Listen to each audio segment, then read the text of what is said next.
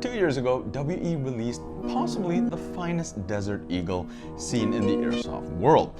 Now, of course, with the limited number of options of airsoft Desert Eagles at the time, that's not really saying all that much. There were, of course, a couple options like the KWC Desert Eagle, which is a great CO2 option, but comes with a half polymer build. And of course, there's the Tokyo Marui Desert Eagle, which was a great piece, but this time was a full plastic build. Pretty much your only option if you wanted a full metal airsoft Desert Eagle was to buy an aftermarket full metal kit, which took quite a bit of work to install properly, and they're often prohibitively expensive. Now you might be asking, okay, but you've said in the past that polymer guns are still great, and I still stand by that, but for a gun like the Desert Eagle that commands so much presence and you just want that wow factor right when you pick it up, I say all metal or nothing. Now, if you didn't get a chance to pick up the original WE Desert Eagle, it might be worth taking a look at this one, the L6. There are a few unique changes that might be great for the collectors out there. Let's take a look. These all do unfortunately ship with orange tips installed, but I did have this one removed as there was no way I wasn't showing you guys this gun in all its glory. We used a heat gun to soften up that plastic and glue, and it just popped right out. We didn't have to worry about damaging the front of this gun as the front is all metal. Let's talk a bit about what makes this the L6 version. The real Desert Eagle L6 was released a couple years back as an evolution to the classic Desert Eagle design. Most notably, there's a full Picatinny rail on top and underneath the gun, and then there's nice porting at the front of the barrel. The L stands for lightweight, and they switched over to an aluminum frame from the classic steel frame in an effort to make the L6 just a bit more practical. As a side bonus, it also makes the all-aluminum WE Desert Eagle just a little bit closer in weight to the real thing.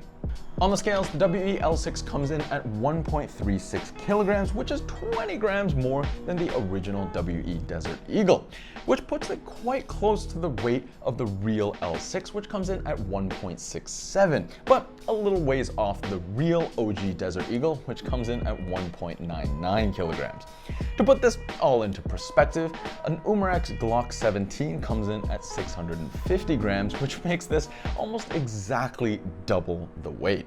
Surprisingly, this added weight doesn't actually make this gun feel all that unbalanced because the weight is spread out pretty evenly around the gun, and the center of gravity is just a touch forward of that trigger guard undercut, which is pretty much exactly where I like it.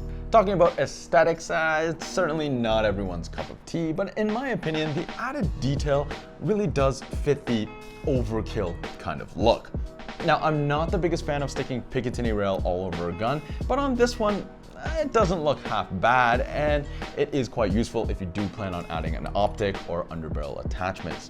What I'm absolutely sure of though is the barrel ports at the front of the gun look great. I think it really fits the gun well, and that little touch alone makes me like this one already more than the standard Desert Eagle. Being officially licensed by Cybergun, you do get official Desert Eagle trademarks all over the gun, and it's not just surface trademarks, they're actually engraved pretty deep into the metal, and I do think that this is a very nice touch for the collectors out there. Controls are all blacked out on the silver and the black version, and on the silver version I think it looks great as a dual tone finish versus the all silver original Desert Eagle. The finish on the black one is WE's standard matte black finish, but the finish on the silver one is exactly what I like to see from a silver finish. It's a gorgeous dark matte silver that in my opinion looks just so much better than a chrome finish, which in my opinion just often tends to look cheap.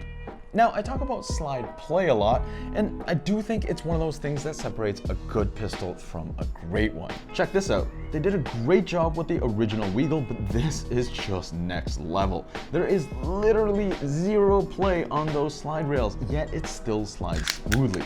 What this means is that funneling the gun, it feels solid, and it's especially important with a gun this heavy. Even the sound of racking the slide is nicer when the rails are tighter.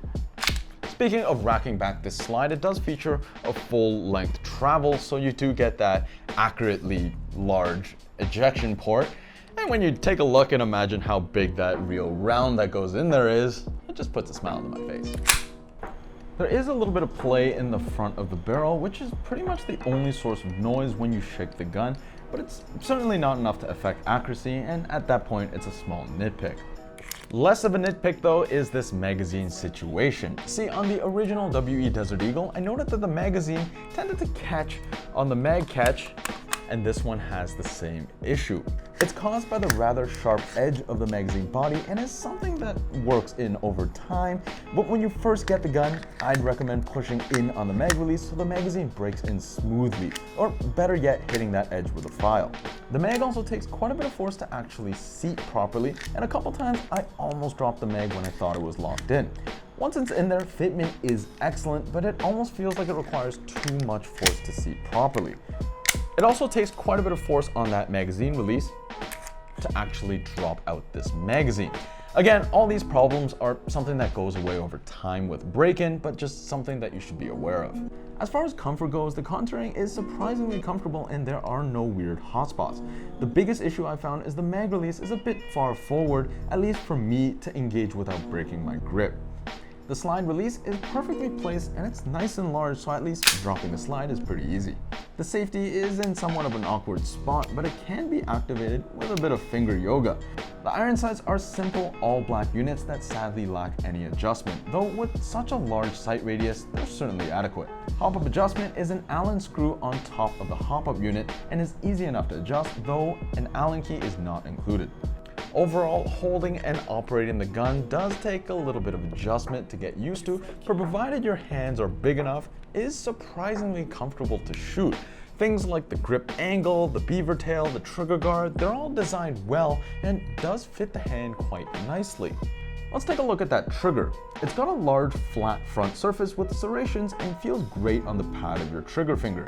Take-up is minimal at about 1 millimeter before tension begins. There's another 2 millimeters where the tension ramps up and you get a nice smooth break right at the end of travel. Reset is exactly where the tension began and you can feel the click, but it's not quite as defined as I would like. Overall, it's a very clean action with a very light and smooth break. It feels very similar to the original trigger and again, almost feels disproportionately light for such a heavy gun, but definitely does not detract from this pistol.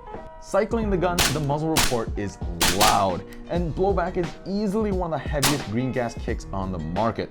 Along with that great metal on metal sound, shooting this gun does not disappoint. I apologize that I can't give you proper range footage, but if this gun is anything like the original Weagle, that gun was amazing on the range, a lot of fun, and the accuracy with that fixed barrel is phenomenal. So is this the next gun for you? Well, certainly if you're looking for a hand cannon for the collection, it doesn't get more iconic than the Desert Eagle.